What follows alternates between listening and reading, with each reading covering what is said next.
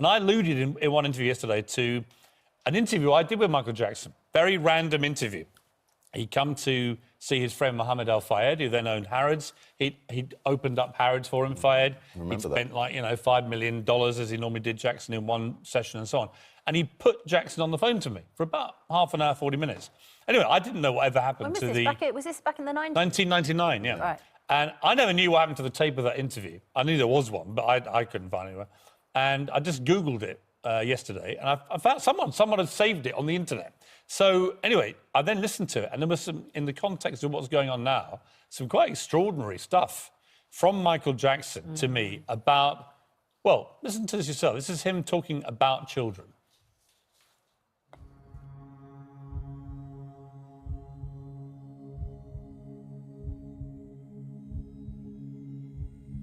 I want to touch the world. I want to touch the heart, the emotions of the entire world. If it wasn't for children, I would throw in the towel. I would kill myself. I wouldn't care to live.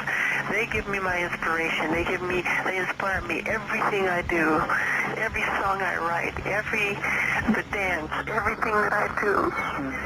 They tried to use it against me, and it's just been so unfair, and I'm very upset about it, you know. I would slit my wrist before I would. Yeah. I could never, ever. I would love to live in London because I love it so much. It's just the press is so hard on me here, and I try to do so good. I go to their hospital, I give presents to the children. As soon as I leave, the next day they go, Wacko Jacko left the hospital and he ignored all the children. And it hurt my heart because I purposely, I flew Minnie Mouse and Mickey Mouse all the way from Euro Disney. I brought them with me to surprise the children. I brought bags. Right on the street though? Yeah, I brought bags of presents and everything. And I spent time with the kids, and they made fun of me. I'm just a person who wants to be honest and do good and make people happy and give them the greatest sense of escapism through the talent that God has given me, you know?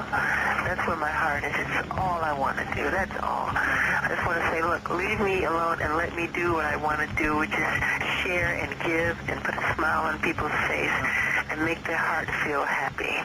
My uncle was probably one of the most scrutinized people in the world. You know, from the FBI investigating him for 10 years, to 300 pages of documents, to court cases, to everything else, to wiretapping.